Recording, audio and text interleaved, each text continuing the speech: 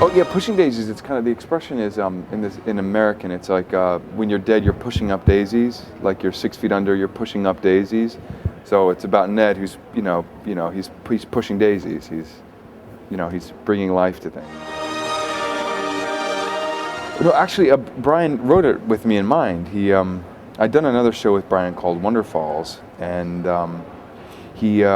I hadn't done TV again, and I wasn't really interested in doing television again, and then I read this script and I thought that's really good, and maybe I called Brian and I said, congratulations, you're going to find someone great to play that part, and he was like, well, I actually wrote it with you in mind, so would you consider playing it? And I read it again, and I thought, it's better than a lot of the movie scripts that I get, so it's definitely worth checking, investigating further. So I'm very grateful to Brian, and it's been a terrific experience so far. So,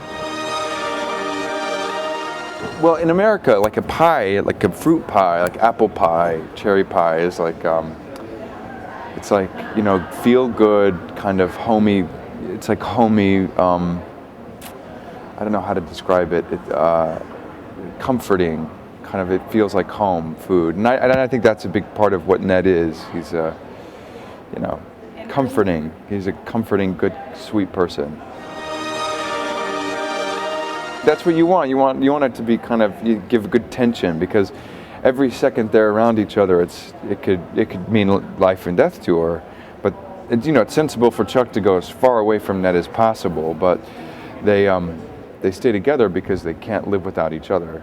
It's good for me as an actor, because I can always think about I sit on my hands and I put my hands in my pocket, and it's the way Ned can show his love for Chuck is keeping her safe, and doing nice things for her, even though anything he does could kill her. It's part of the style of the show. It's part of what makes it funny and lively, and it's fast, and they talk fast, and you have to listen closely because there's a lot of good jokes kind of written into it. Yeah, I've got a great dog. His name is Carl. And LA is a good dog town. We hike a lot, and Carl's my best friend. We have two dogs that play Digby, Orbit and what's the other dog's name?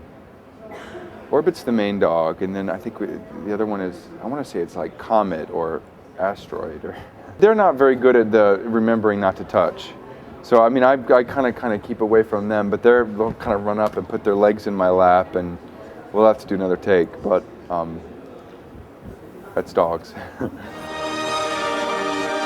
really love Sopranos. That's one of my favorite shows. I think it's really smart and kind of does things that other shows don't do. Kind of pushes the boundaries. Well, Olive ends up in a nunnery because she can't stand Ned not connecting with her, so she joins a nunnery. And the stuff with me and Chuck gets a little more complicated, and that's the way it's going to have to be if the show is going to sustain itself. It's got to stay complicated, and we can't be playing the same thing again and again. They've got to have problems. They've got to break up. They've got to So it's going to be fun stuff with Ned and Chuck. And the story, from what Brian has told me, is going to get a lot more detailed and kind of overarching, big plots to tell. Yeah, they keep talking about a musical episode, and that scares me, but a little bit. Because I'm scared about singing on a TV show.